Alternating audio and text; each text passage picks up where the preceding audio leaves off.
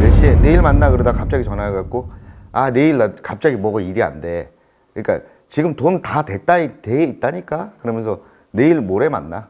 그러면서 모든 약속을 그런 식으로 하고 돈 다 들어왔어. 근데 돈이 들어온 건 확인이 됐는데 아까 교수님 말씀하셨죠. 갑자기 로비 자금을 해야 돼. 이게 세탁이 좀 필요해.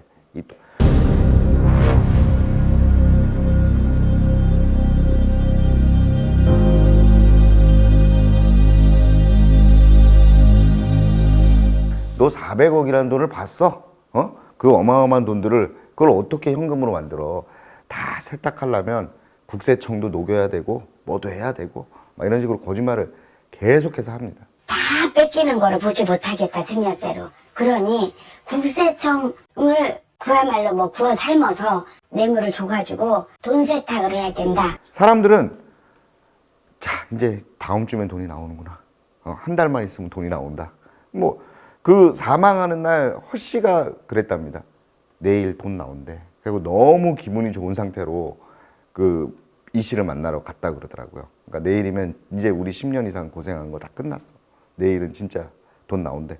죽기 전날 저한테 좋은 꿈 꿔 그러는 거야. 그래서 왜 그랬더니 이제 내일 우리 돈 쓸 수 있어. 그러니까 내일 준대 그러는 거예요. 그래서 굉장히 기분 좋게 자면서 약간 들떴더라고요. 드디어 17년 만에 우리 아빠도 사람답게 살겠구나. 그러고 있다가 경찰서 전화를 받게 된 거예요.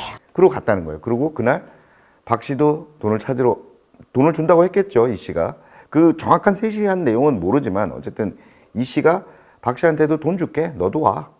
허 씨 너도 와. 내일 다 돈 내일 나와. 끝났어.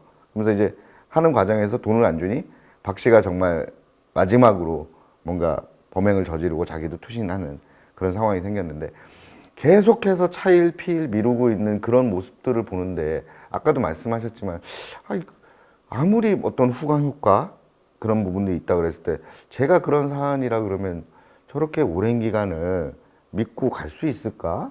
그러니까 저 같으면 아 그래 내가 뭐 나한테 정말 너무 큰 돈이지만 그냥 포기해버리겠다 라든지 내가 저 인간은 다시는 쉽지 않죠. 상종하지 않겠다 이럴 수도 있을 것 같기도 하고.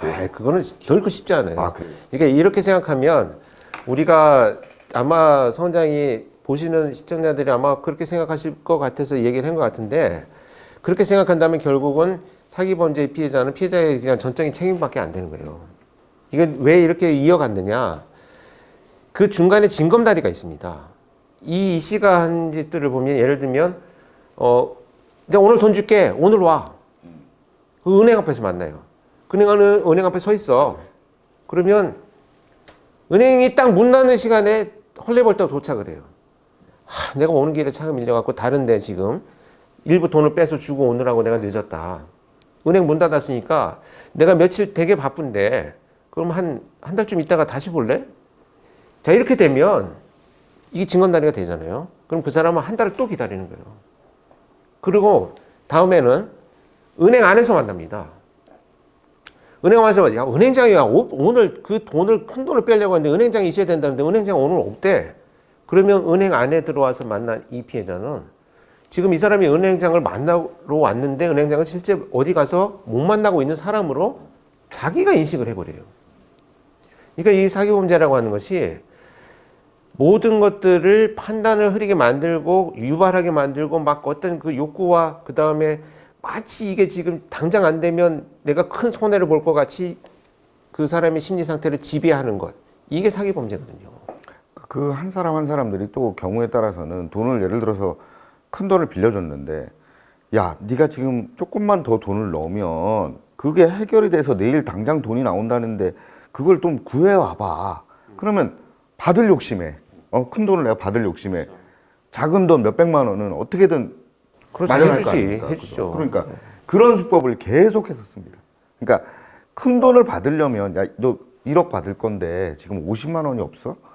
빨리 구해와봐. 그걸 줘야지 뭘 송금을 한대잖아. 그럼 그런 식으로 계속해서 그 사람들을 어떻게 보면 이게 뭐 적절한지 모르지만 가스라이팅을 한다 그래야 되나요? 뭔가 계속해서 그 사람에게 뭔가 희망을 줬다가 또 잠깐 좌절하게 만들었다가 또 희망을 주고 좌절하게 만들었다 희망을 주고 이런 상황들이 계속해서 일어나니까 주변 사람들이 계속 큰 돈이 물린 사람일수록 더 그 사람들 이 씨한테 뭐 충성을 한다 그럴까요? 어떻게 보면 웃기지만 돈을 계속 상납을 합니다.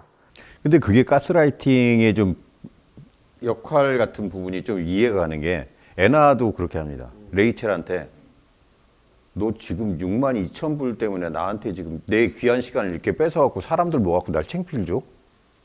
너 내가 그런 사람이야? 라고 하니까 레이첼이 순간 당황합니다. 아, 나 그런 건 아닌데. 근데 지금 회사 카드로 결제했으니까 받아야 돼서. 라고 하는 이렇게 되니까 결국은 뭔가 달라고 하는 사람이 채권자와 채무자의 입장에서 가물이 바뀌는 거죠. 네, 그렇게 바뀌니까 아, 사람이 순간 뭔가 달라고 하지도 못하고 기다려. 내가 알아서 줄 거야. 지금 내가 그 정도 돈도 없을 것 같아? 너 나 의심하는 거야? 그렇게 물어봅니다. 어쨌든 이게 계속 뭔가 후광 효과를 누려서 그 피해자라고 봐야겠죠. 그 피해자들한테 노리는 것들이 있다고 지금 교수님 말씀하셨잖아요. 근데 이거를 그 SBS 그것이 알고 싶다에서 이 내용을 다루면서 실험을 하나 했어요. 어떤 내용이냐 그러면 굉장히 뭐 중년에 젠틀하게 생기신 분인데 가방도 안 들고 이렇게 종이하고 펜만 들고 지나가시는 한 40여 분한테 돈을 빌립니다. 지나갈 때 A라는 여성한테 소에게 돈을 빌리는 소에게 거예요. 2만 원만 좀 빌려주시죠. 제가 여기로 왔다가 지갑을 다 잊어버려가지고 지갑하고 휴대폰 잊어버려서 광화문을 가야 되는데 택시비가 좀 필요해요.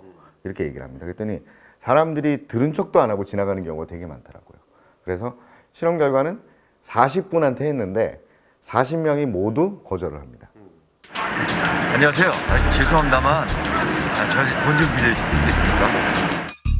재현 배우가 자신의 신분을 밝히지 않고 돈을 빌릴 때와 잠깐 실례하겠습니다. 죄송합니다만 저한테 돈 한 2만 원만 좀 빌려줄 수 있겠습니까? 제가 좀 해서 안녕하세요. 죄송합니다만은 제가 지갑을 잃어버려서 그렇거든요. 예? 제가 어디 급하게 가야 돼서 2만 원만 좀 빌려주실까요? 제가 저한테 2만 원만 좀 빌려주시면 제가 4만 원을 좀 갚아드리겠습니다. 아유 지금 죄송합니다. 예. 모두 40명에게 접근했지만 단 한 명에게도 돈을 빌리지 못했습니다. 근데 다음 실험은 어떻게 하느냐 그러면 똑같은 복장과 똑같은 그 펜과 종이를 들고 SBS 방송국에서 제가 인터뷰를 하고 나왔는데 제가 지금 지갑과 휴대폰을 잊어버렸어요. 그러면서 명함을 한 장 이렇게 줍니다, 그분에게. 근데 명함에는 서울대학교 무슨 과 교수입니다 하면서 주고 제가 지금 이런데 급하게 지금 광화문을 가야 되니 2만 원만 좀 빌려주십시오. 근데 거기서 선뜻 2만 원을 주시는 분 혹은 2만 원이 없더라도 나 지금 현금이 없는데 1만 원만 드리면 안 될까요? 하고 하시는 분이 정확한 수치는 안 되지만 한 30% 가까이 온 수준의 돈을 빌려줬다고 합니다. 그분에게 2만 원을.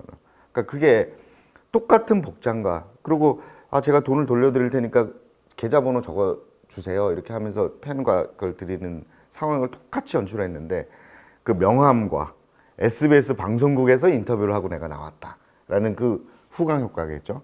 그런 말을 함으로써 이 사람들한테 굉장한 호감을 얻게 되기도 하고 이런 것 같더라고요. 이게 후광 효과가 맞는 그렇죠. 거죠. 후광 효과죠.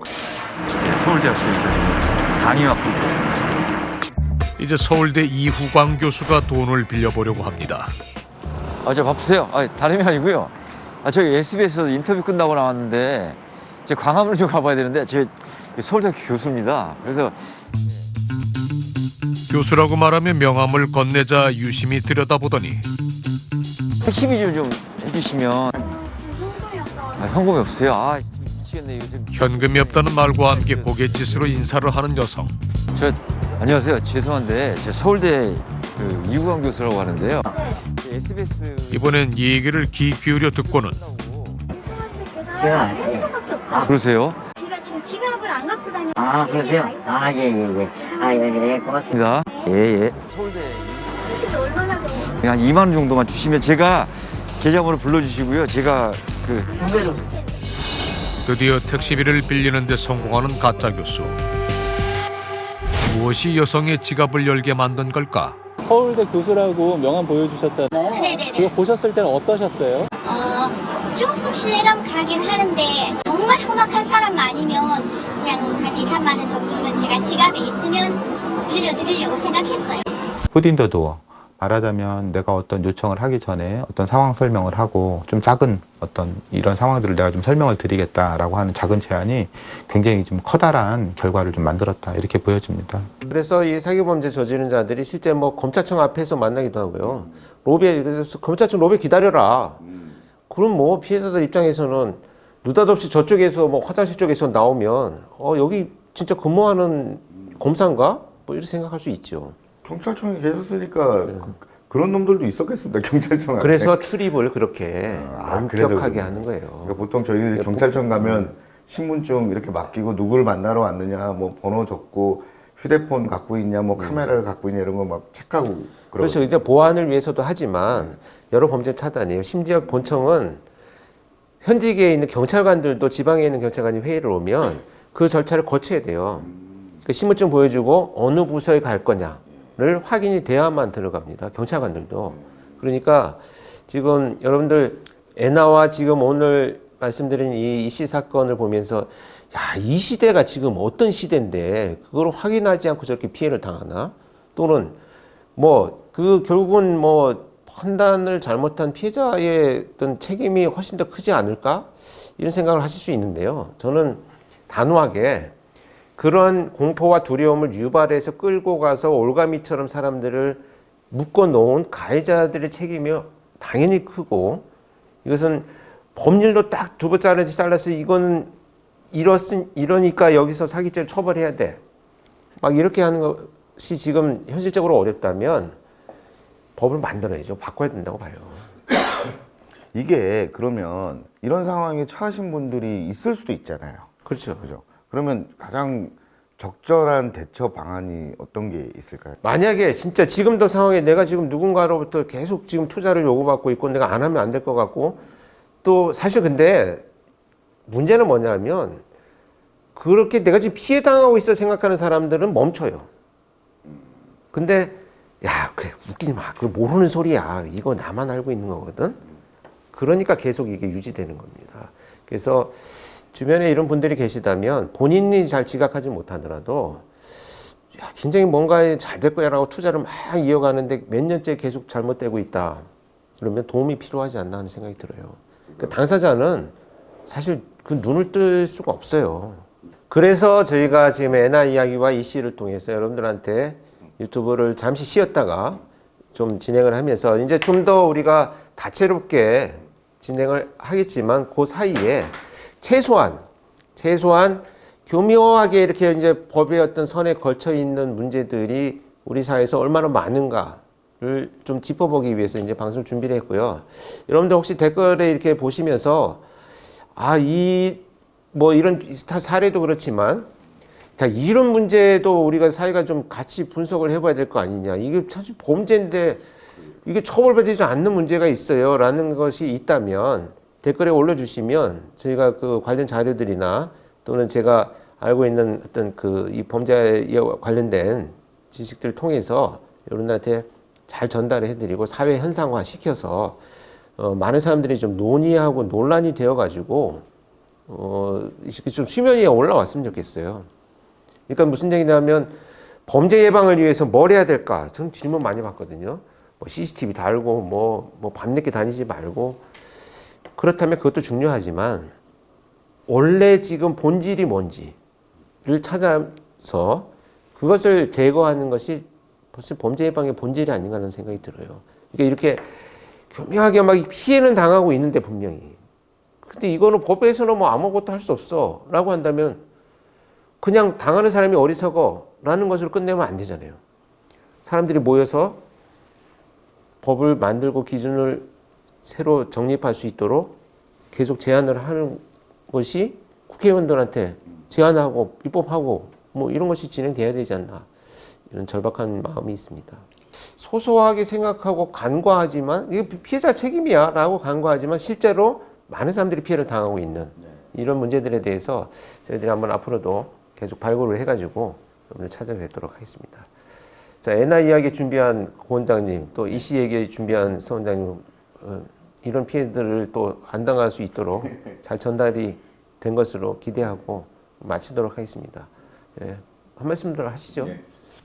권윤정 교수님께서 항상 말씀하시는 유튜브의 목적 중에 하나인 것을 저희가 다 공감하는 건 가해자의 입장에서 그 사람들의 편을 들고자 하는 건 아닙니다. 그런데 이제 피해자가 되신 분들에게 사회적인 책임과 개인의 책임이 따로 주어질 것이고 개인의 책임을 차단할 수 있는 방법에 대해서 아빠와 같은 엄마와 같은 마음이 나눠지니까 어떤 부분은 좀 서운할 수도 있겠지만 현실을 직시해야 될 필요도 있다라고 하는 좀 다양한 입장을 좀 더 전달해 드리려고 하는 거니까 그 부분에 대해서 좀 이해를 해 주셨으면 하는 바람입니다.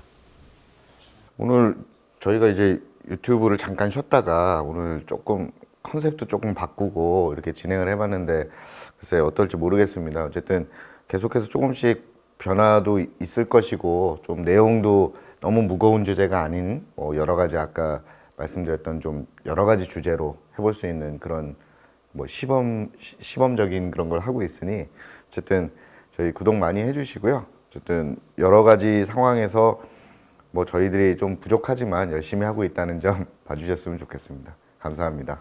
네, 여러분 고맙습니다. 다음에 좀 새로운 모습으로 다시 찾아뵙도록 하겠습니다. 고맙습니다.